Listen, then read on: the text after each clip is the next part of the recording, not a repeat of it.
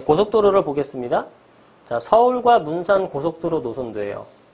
그래서 서울 문산 고속도로 예정은 2020년 11월경, 내년 말쯤이죠. 1년 한 7, 8개월 정도 남은 겁니다. 왜냐면 민자로 하는 거기 때문에, 민간 투자 사업을 하기 때문에 개통대 지연이 확률은 좀 낮은 편이에요. 개통이 지연되거나 이런 것들은 뭐겠습니까? 보통 예산이 없어서 그런 거잖아요. 근데 이제 민자 같은 것들은 그냥 하면 되죠. 돈이 뭐 없진 않으니까. 그래서 뭐 지연될 확률은 별로 크게 아닐 것 같고, 뭐 공기상의 문제가 있다거나 이래봤자 한두 달이니까 내년 말 정도면 개통이 되지 않을까. 그러면 파주에서 또 서울까지 접근성이 좀 개선될 걸로 보여진다. 자, 그리고 요거는 뭐 일반적인 내용인데 한번 설명드릴게요. 도로교통이 개선된다. 그럼 이제 부동산에 어떤 영향을 끼치는가? 이 부분인데, 첫 번째 직접적인 영향은 뭐냐면, 그 도로를 교통 만들기 위해서 거기 있는 지주들한테 일단 보상을 해주죠. 그러면 그 보상비를 갖고 그 사람들이 땅을 갖고 있는 사람들을 뭘 사냐면 대토라고 해서 다른 그 주변에 있는 토지 삽니다. 주변에 있는 부동산을 매수하는 수요가 창출되는 거예요.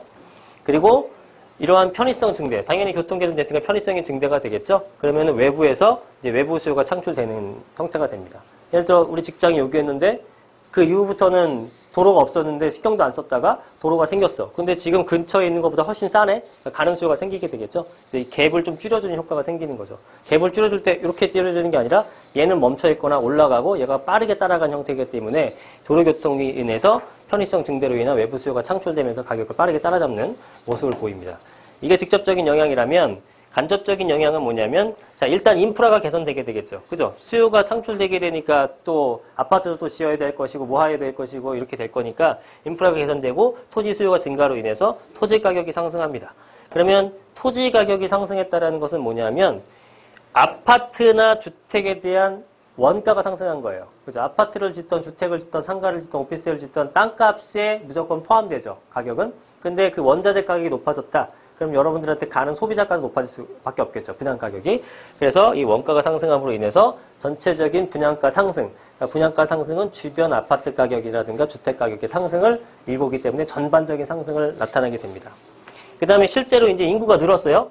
아까 파주 보셨죠? 인구가 계속 늘어나. 상주 인구 증가로 인해서 상권이 발달돼요. 지금 10명이 있었을 때 상권이 이 정도면 됐는데, 구멍가만 있으면 됐는데, 100명이 되면 구멍가게로 안 되죠? 편의점도 생기고, 마트도 생기고, 점점 커지게 되는 겁니다. 그래서 상권이 발달되게 되고요. 상권이 발달되면서 추가 개발 가능성이 계속 상승해요. 여기 상권 되게 좋아. 그러면 여기다 우리 오피스텔 짓게 되면 되게 또 잘 되겠네? 또 짓게 되고, 야, 또 사람 많아졌네? 또 상권을 짓게 되고, 그래서 계속 개발이 되는 형태가 됩니다. 그래서 일단 인프라 구축을 되는 게 가장 중요해요. 어디든. 인프라 구축이 돼야지만 가격이 많이 오릅니다. 자, 부동산은요, 입지가 가장 중요해요. 강남처럼 지어놓는다고, 강남처럼, 해남 땅끝마을에 강남처럼 지어놓는다고 가격이 강남처럼 됩니까? 절대 안 되죠. 예, 입지가 틀리기 때문에 그래요. 그런데 강남처럼, 강남의 집값은 못 따라잡지만, 그래도 가격이 쭉쭉쭉 올라가려고 하려 그러면은, 도심이라든가 강남이라든가, 아니면 핵심 업무시설에 가장 빠르게 도달할 수 있는 교통망을 세워주는 게 가장 좋은 방법입니다. 그러면은 이 사람들이 움직이게 되거든요. 지금 강남에 모든 회사들이 집중되어 있는데 그러다 보니까 강남이 집값이 비싼 거잖아요. 우리 집에서 바로 출퇴근하기 편하니까. 그런데 강남에 직장 갖고 있는 사람이 다른 지역을 안 가는 이유는 출퇴근이 멀기 때문에 그런 거란 말이에요. 여러 가지 이유 중에 이제 하나만 뽑은 거예요. 근데 되게 편안하게 교통을 깔아놨어. 그러면 주변 여기보다 훨씬 저렴한 곳으로 당연히 이동이 되겠죠. 그래서 교통을 확대시키는 부분이 전체적인 집값을 갭을 좀 메워주는 효과가 생기는 겁니다. 그래서 중요한 게 이제 GTX 같은 것들, 국가 산업으로 어떻게든 완성시키려고 하는 게 이 GTX 산업입니다. 이 완성하게 되면은 경기권에서 서울 오는 것들이 획기적으로 개선이 되잖아요. GTX에 대한 내용은 제가 영상 찍어놓고 있으니까 따로 보시고, 이 GTX는 그래서 다른 것들은 거의 절반 이상, 7, 80%가 계획 단계에서 사라져버립니다. 이렇게 하겠어요 하는 것 중에 10개 중에 7, 8개는 다 없어져 버린다니까요. 철도 놓을게, 도로 놓을게 이런 것 중에. 근데 GTX는 반드시 할 수밖에 없는 사업이에요. 예. 언제 할지는 모르겠지만 부산되진 않는다. 예. 이게 안 되면은요, 어떤 우리나라 국가가 세워놓은 설정되어 있는 부동산 계획안들이 모두 다 어그러져요.